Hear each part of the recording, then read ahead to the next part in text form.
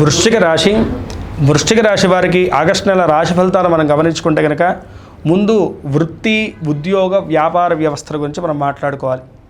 వృత్తిరీత్యా ఎంతో ఒత్తిడి అనుభవిస్తూ ఉన్నారు. పై అధికారుల యొక్క ఒత్తిడి, పనిభారము ఎంతగానో మిమ్మల్ని ఇబ్బంది పెడుతూ ఉంది కదా. దాని నుంచి అయితే కనుక ఈ నెల ఖచ్చితంగా ఉపశమనం అయితే కనుక లభించబోతుంది. ఎందుకంటే దశమ స్థానంలో జరుగుతున్నటువంటి రవి బుధుల యొక్క కలయిక వల్లను మీరు చేసేటువంటి పనికి గుర్తింపు లభిస్తుంది.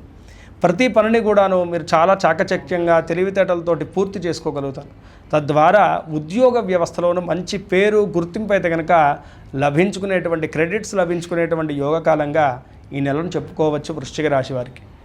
అయితే ఎవరైతే కనుక వ్యాపారస్తులు ఇన్ని రోజుల నుంచి కూడాను కొంతమేరకు మీరు అనుకున్నటువంటి పనులు ముందుపడక ఇబ్బంది పడుతున్నారో, మెయిన్గా ఏంటంటే కనుక ఆర్థిక పరంగాను లావాదేవీలు మునుపటికంతా ఫ్రీగా జరగట్లేదని చెప్పేసి భావన చెందుతున్నారు. అలాంటి వాళ్ళకి కూడాను ఈ నెల చాలా బాగా అనుకూలించబోతుందని చెప్పుకోవాలి. పార్ట్నర్షిప్ వ్యాపారం కానీ, వ్యాపార విస్తీర్ణత విషయంలో కానీ, వ్యాపార పెట్టుబడుల విషయంలో కానీ ఈ నెల బాగా అనుకూలించబోతుంది అని చెప్పేసి మనం మాట్లాడుకోవాలి. రియల్ ఎస్టేట్ వ్యాపారం చేసేటువంటి వారు, భూ సంబంధితమైనటువంటి విషయాల్లో మీరు ఇన్వాల్వ్ అయినటువంటి వాళ్ళు ఎవరైతే ఉన్నారో వాళ్ళు మాత్రం కొంతమేరకు ఇబ్బంది పడక తప్పదు. ఆర్థిక నష్టాలు అయితే కనుక చెవి చూడక తప్పదు. ఈ విషయంలో చాలా జాగ్రత్తగా ఉండాలి. డాక్యుమెంట్ ఇష్యూస్, లిటిగేషన్ ఇష్యూస్ అయితే కనుక ఫేస్ చేయక తప్పదు. ఈ విషయాన్ని బాగా గుర్తుంచుకోవాలి వృశ్చిక రాశి వారు. ఈ సమయంలో ఏంటంటే కనుక కొంతమేరకు కోపము, తొందరపాటు నిర్ణయాలకు లోబడతారు. ఆ విషయంలో కూడా కొంతమేరకు కంట్రోల్ చేయాలి. కంట్రోల్లో ఉంటేనే మీకు మేలు చేకూరుతుంది. ఏమాత్రం తొందరపాటు స్టెప్ తీసుకున్నా సరే నష్టపోయేది మీరే అని చెప్పేసి బాగా గుర్తుంచుకోండి. ఈ నెలలో ఏకాదశంలో ఉన్నటువంటి శుక్రుడు వల్ల మీడియా రంగంలో ఉన్నటువంటి వారికి, అలాగే సాఫ్ట్వేర్ రంగంలో ఉన్నటువంటి వారికి, ప్రైవేటీ సంస్థల్లో ఉద్యోగం చేసేటువంటి వారికి చాలా బాగా అనుకూలిస్తుందని చెప్పేసి మనం మాట్లాడుకోవాలి. అదేవిధంగా దశమ స్థానంలో ఉన్నటువంటి రవి బుధుల యొక్క కలయిక వల్ల ప్రభుత్వ ఉద్యోగాల్లో ఉన్నటువంటి వారికి ప్రమోషన్ల వంటివి, అలాగే ఎవరైతే కనుక ఉద్యోగ మార్పులు చేద్దామనుకుంటున్నారో, వేరే స్థానంలోకి మారదామనుకుంటున్నారో అలాంటి వారికి కూడాను అనుకూలించేటువంటి కాలంగా ఈ నెలను మనం మాట్లాడుకోవచ్చు. ఇక విద్యార్థులకు ఏ విధంగా ఉండబోతుంది ఈ నెల అంటే కనుకను, విద్యార్థులకైతే కనుకను కొంతమేరకు మిశ్రమమైనటువంటి ఫలితాలు ఉన్నాయని చెప్పేసి చెప్పుకోవాలి. దశమంలో జరుగుతున్నటువంటి రవి బుధుల యొక్క కలయిక, అదేవిధంగాను నవమ స్థానంలో ఉన్నటువంటి గురుగ్రహ సంచారం, ఈ రెండు పక్క పెడితే కనుక పంచమ స్థానంలో ఉన్నటువంటి శనిగ్రహ సంచారం వల్లను మీ బద్ధకమే మీ శత్రువు అని చెప్పేసి బాగా గుర్తుంచుకోండి.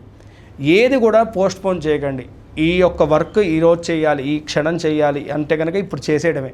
లేదు మళ్ళీ చూద్దాం ఒక 1 అవర్ తర్వాత, లేకపోతే రేపు చూద్దాం అనేటువంటి పోస్ట్పోన్ అనేటువంటి మైండ్ సెట్ని మార్చుకోండి. తద్వారా మీకు విజయం లభిస్తుంది. ఏమాత్రము మీరు ఈ సమయంలో లేజినెస్గా ఉన్నా, మీ మైండ్ని డైవర్ట్ చేస్తూ ఉన్నా సరే నష్టపోయేది మీదే అని చెప్పేసి బాగా గుర్తుంచుకోండి. ఈ సమయంలో మీ యొక్క ఆలోచన విధానం చాలా మెరుగుపడుతుంది. ఆ మెచ్యూరిటీనెస్ని బాగా సద్వినియోగపరచుకోండి. పోటీ రంగ పరీక్షల్లో కూడాను అనుకూలమైనటువంటి ఫలితాలు ఉండబోతున్నాయి.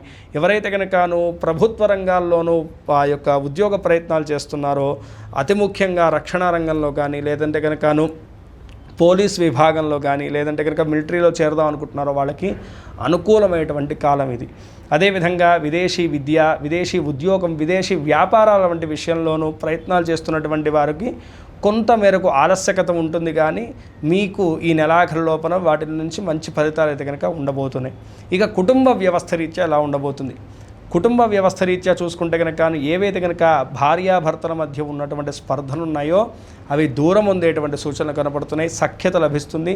మీ జీవిత భాగస్వామి మూలకమైనటువంటి లాభాలు అయితే కనుక ఖచ్చితంగా ఈ నెలలో మీరు చెవి చూడగలుగుతారు. అయితే ఇప్పుడు జరుగుతున్నటువంటి కుజగ్రహ సంచారం వల్లను ఆరోగ్య విషయంలోనూ కుటుంబ రీత్యా ఆపరేషన్ల వంటివి జరిగేటువంటి సూచనలు ఉన్నాయి ఇంట్లో సభ్యులకి.